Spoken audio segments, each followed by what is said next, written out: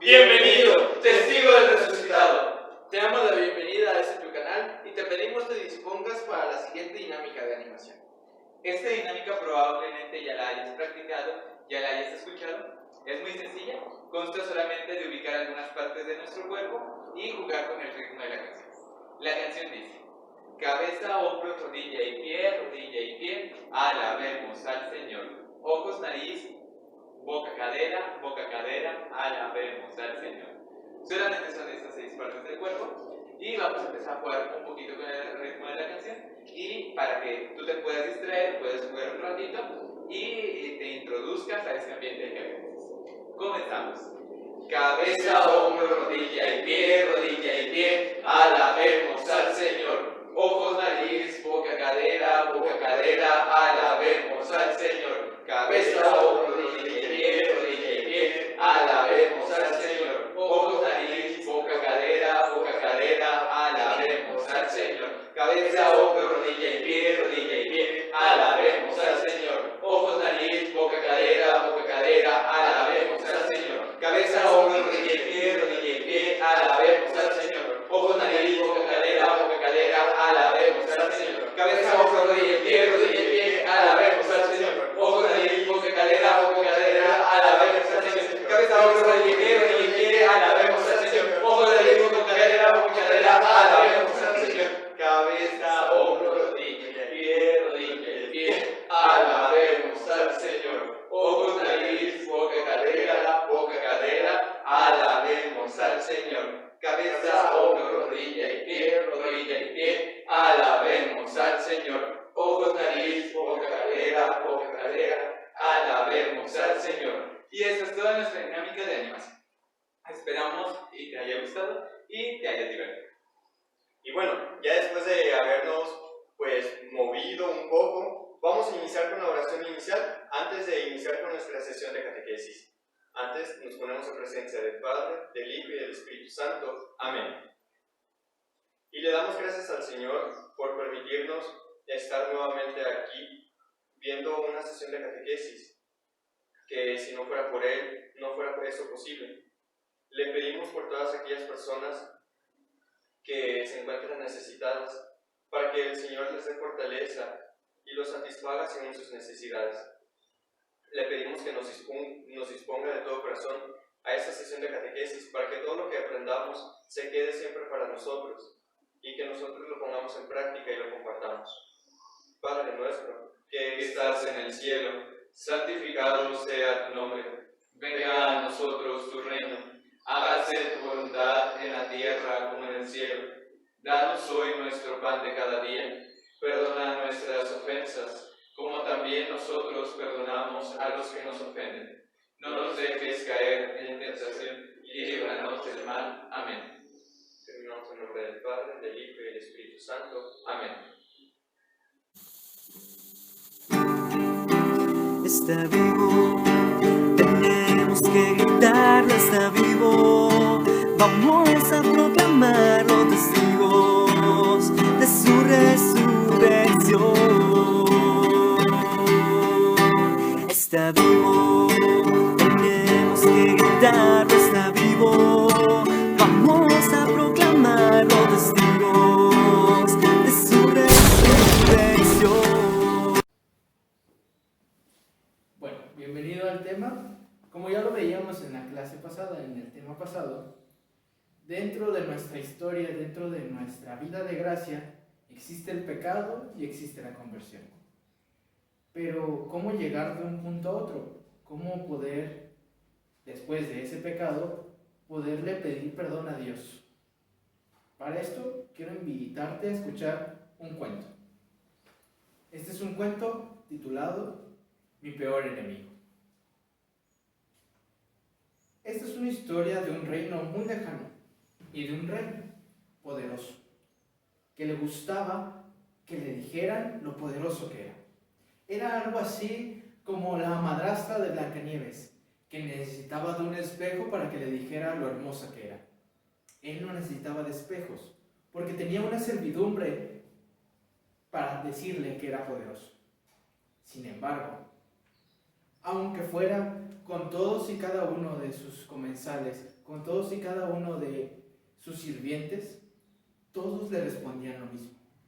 Señor, tú eres grande, tú eres poderoso, pero el mago tiene un poder que nadie tiene.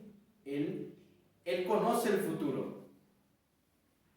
En aquel tiempo, pensadores, religiosos, místicos, adivinos, astrónomos, todos eran considerados magos. El rey, encolerizado, lleno de esa envidia, ideó un plan. Pensó: ya sé qué voy a hacer para deshacerme de mi enemigo. Voy a hacer una cena y lo invitaré. Terminada la cena, lo pasaré al frente delante de todos y le preguntaré: ¿es cierto que conoces el futuro? Él tenía dos opciones. La primera, decir que no sabía y así su reputación se fuera a la basura. Y la segunda, afirmar que él podía predecir el futuro, para así conservar su reputación. El rey estaba convencido de que haría la segunda. Entonces, le preguntaría por la fecha de su muerte. Así, no importándole cualquier fecha que dijera, sacaría su espada y lo mataría en ese momento, logrando así dos cosas. La primera, demostrar que era falso y que no podía predecir el futuro. Y la segunda, deshacerse de su peor enemigo. En ese momento empezaron los preparativos para la fiesta. Y llegado el día, la cena empezó. Estaban todos en la cena reunidos. Terminada la cena, el rey hizo pasar el frente a su invitado delante de todos. El silencio imperó.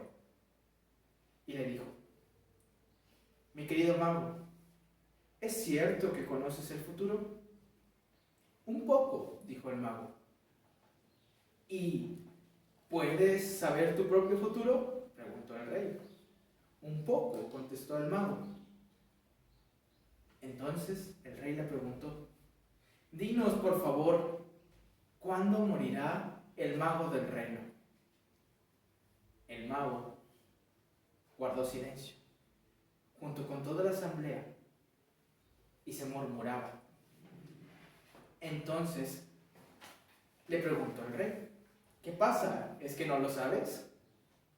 A lo que el mago respondió: lo que pasa es que no me atrevo a decir la respuesta. No me atrevo a decirlo. Yo soy el soberano, dijo el rey, y te ordeno que me digas qué día perderá el reino a su mago. El rey le pidió al mago que dijera su fecha de muerte, a lo que el mago respondió: no puedo precisar la fecha exacta, pero sé que al día siguiente el rey morirá. Imperó de nuevo el silencio y un murmullo empezó. El rey se había dado cuenta de que había cometido un gran error. Su enojo, su ira, su envidia había sido su peor consejero y ya estaba a punto de cometer un gran mal. Entonces se preguntó a sí mismo: ¿qué puedo hacer? Y dijo a todos: me siento un poco mal, debo irme. Y se va. El rey nunca había creído en adivinanzas o en los magos. Sin embargo, la respuesta del mago lo perturbó. No sabía qué hacer y se empezó a preguntar: ¿y si le pasa algo por el camino? ¿Y si acaso le cayera mal la comida? ¿Y si simplemente ya había llegado su hora? Le preocupaba que el mago muriera.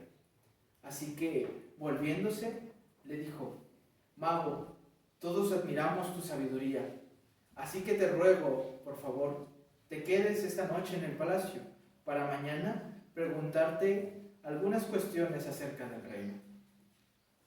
El mago, con una risita, le contestó: será para mí un gran honor, junto con una reverencia. Así el rey se fue a su habitación, perturbado, y entonces ordenó a sus guardias que condujeran al mago su habitación. Esa noche el rey no pudo dormir. Se encontraba pensando en qué pasaría si el mago tuviera razón. A la mañana siguiente fue y le preguntó, tocó a la puerta del mago y le hizo una pregunta, todo para que no quedara al descubierto. Él, ignorando la respuesta, le pidió de favor que se quedara un día más para que pudiera hacerle otra pregunta. Y así asegurarse de que al mago no le pasara nada. Así al día siguiente, y al día siguiente, y al día siguiente, para poder así seguir cuidando del mago. Pero lo que el rey no sabía, o no se había dado cuenta, es que el mago era sabio y tenía una prudencia y una certeza en sus consejos. Pero lo que el rey no se había dado cuenta es que el mago era un gran sabio y que sus consejos siempre eran oportunos. Así fue, como todos sabemos, que cuando alguien que no es muy sabio se junta con el sabio, terminará haciéndose sabio. El tiempo fue pasando y el rey fue llenándose de la sabiduría del mago, de la prudencia y de la bondad. Así fue como pasaron los meses y luego los años, hasta que un día, sin pensarlo, el rey ya no iba solo para cuidar del mago, sino porque de verdad le había tomado aprecio. Iba para preguntarle cosas de verdad, alguna cuestión importante que él tuviera, para charlar o simplemente admirar su sabiduría. Un día, sin saber el por qué ni cómo, recordó aquel plan que había tramado para deshacerse de su amigo el mago.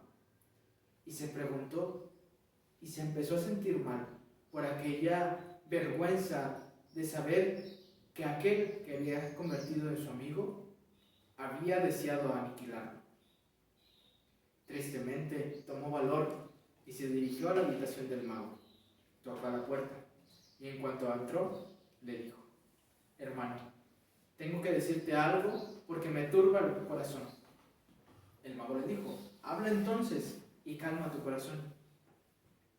Aquella noche, cuando te invité y te pregunté sobre tu muerte y tu futuro, era una trampa.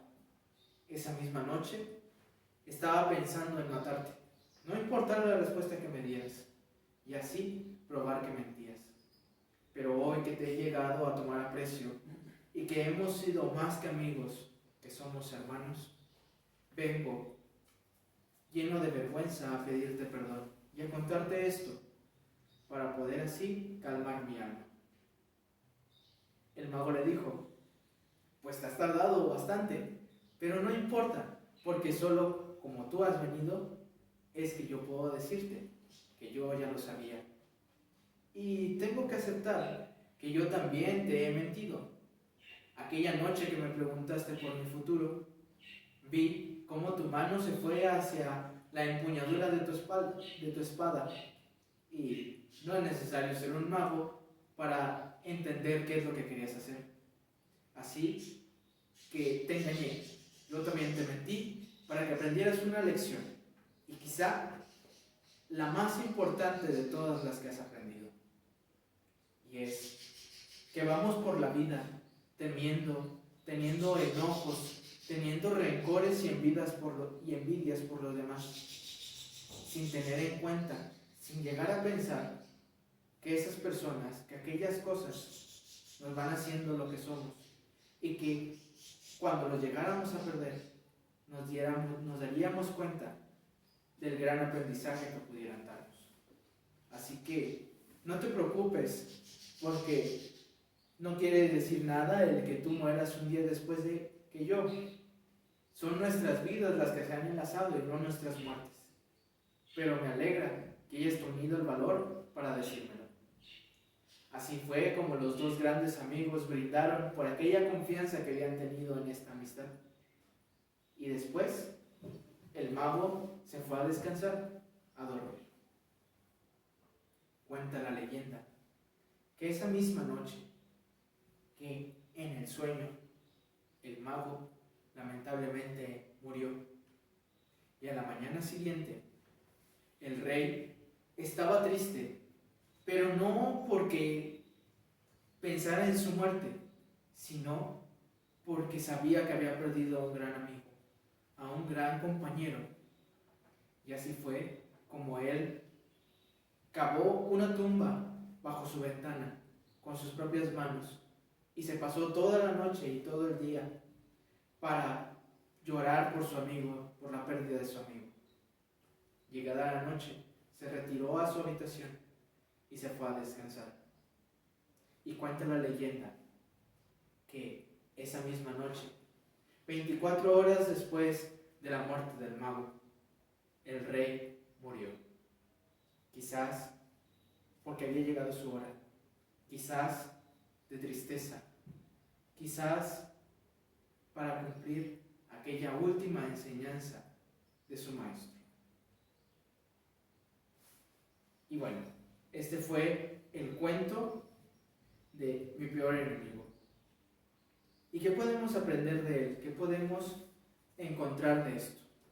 Hoy vamos a hablar de cómo, después de haber tenido ese pecado, la Iglesia, en nombre de Jesucristo, nos perdona y nos brinda el sacramento de la confesión para poder así pedirle perdón al Señor. Pero, ¿por qué es importante o por qué es necesario que podamos tener este perdón de la Iglesia o este perdón de Dios? ¿Por qué no solo vivir con ese arrepentimiento y en mi corazón pedirle perdón al Señor y pedirle que me perdone? ¿Por qué tengo que ir con alguien a expresarle mi perdón? Porque así como el rey, después de haberse dado cuenta del error que había cometido o que había pensado cometer, así en su corazón sentía necesario irle a pedir perdón a su amigo. Sin embargo, vemos que se encontraban en buenas condiciones, que había confianza, que había amor entre ellos, pero necesitaba pedirle perdón. Así, aunque nosotros podamos estar en una buena relación con Dios, siempre va a haber algo en nosotros que nos va a pedir ese perdón para con Él, ese poder ir a pedirle perdón. Así es como Dios, como Jesús, se da cuenta de esto y entonces le dice a sus discípulos: vayan, prediquen el Evangelio, perdonen los pecados, y a aquellos a los que se los perdonen les quedarán perdonados, y a los que no se los perdonen se les quedarán sin perdonar. O como en otro pasaje, ¿no?, que los escribas decían: ¿quién es este para perdonar los pecados sino solo Dios? Y Jesús dijo: pues para que sepan que el Hijo del Hombre tiene poder sobre los pecados y sobre los hombres, yo te digo, levántate y vete, le dijo al paralítico, mostrando así que él podía curar no solo el alma, sino también el cuerpo. De esta manera es como la Iglesia nos permite reconciliarnos con Dios, reconciliarnos con ese gran amigo, con ese hermano nuestro, Jesucristo. Esto a través del espíritu del sacerdocio, del don del sacerdocio que la Iglesia, que Jesucristo, el Espíritu Santo, le confían al sacerdote. Pues el catecismo de la Iglesia dice que cuando el sacerdote hace las funciones de su servicio, ya no es él, sino es Cristo. A este misterio se le conoce in persona Christi, en persona de Cristo. El sacerdote está ahí, pero es Cristo quien actúa a través de él. Y entonces es así como la Iglesia nos perdona en nombre de Jesucristo, para poder así llegar a esa reconciliación, llegar a ese perdón de nuestras faltas y llegar así del pecado a nuestra conversión. llegando así a poder de nuevo tener esa confianza como la del rey y la del mago en nuestras vidas con Jesucristo, para poder así ir fortaleciendo nuestro amor, nuestra cercanía con Él, llegando así a ser más unidos con Jesús. Y bueno, para esto te voy a encargar unas tareas. Te voy a pedir que realices una oración, que hagas una oración por escrito donde le pidas perdón a Dios por aquellas faltas que le has cometido, por aquellos pecados que has tenido, para que puedas perdonarlo. Y también que le agradezcas por el don del arrepentimiento, por el don de la confesión, por ese regalo del perdón de nuestros pecados. Y también te voy a pedir que te aprendas la oración del acto de contrición. Si no la conoces, al final vamos a concluir con esa oración. Y pues bueno, también te voy a pedir que en unos pequeños líneas, en unas pequeñas renglones, me puedas escribir qué es para ti el perdón de Dios. Bueno, con esto terminamos y te invito pues ahora a hacer la oración final. Nos ponemos en presencia de Dios en nombre del Padre, del Hijo y del Espíritu Santo.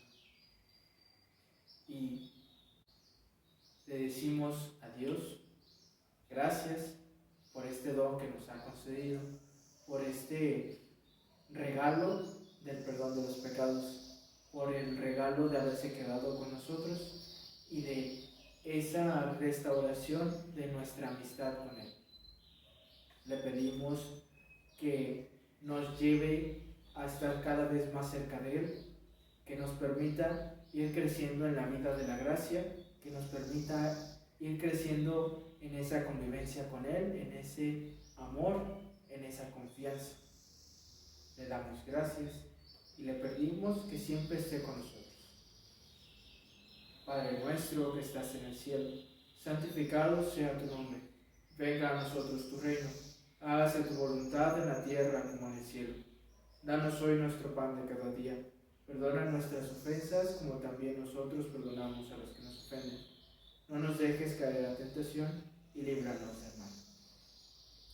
Y también, importante, pedirle a nuestra Madre, la Virgen María, para que nos siga llenando de esa sencillez, para que nos enseñe a ser esos servidores de su Hijo, que nos enseñe a ser obedientes como ella fue obediente, y que nos enseñe a amarlo y a siempre llevarlo en nuestro corazón. Y le decimos, dulce Madre, no te alejes, tu vista de nosotros no apartes. Ven con nosotros a todas partes y solo nunca nos dejes. Ya que nos proteges tanto como verdadera Madre, haz que nos bendiga el Padre y el Hijo y el Espíritu Santo. Amén. Bueno, ahora te voy a decir la oración del acto de contrición. Dios mío, me arrepiento de todo corazón de haberte ofendido, porque eres infinitamente bueno. Dame tu santa gracia para no ofenderte más. Amén. Y pues bueno, esto es todo por hoy. Muchas gracias. Que tengas una bonita semana.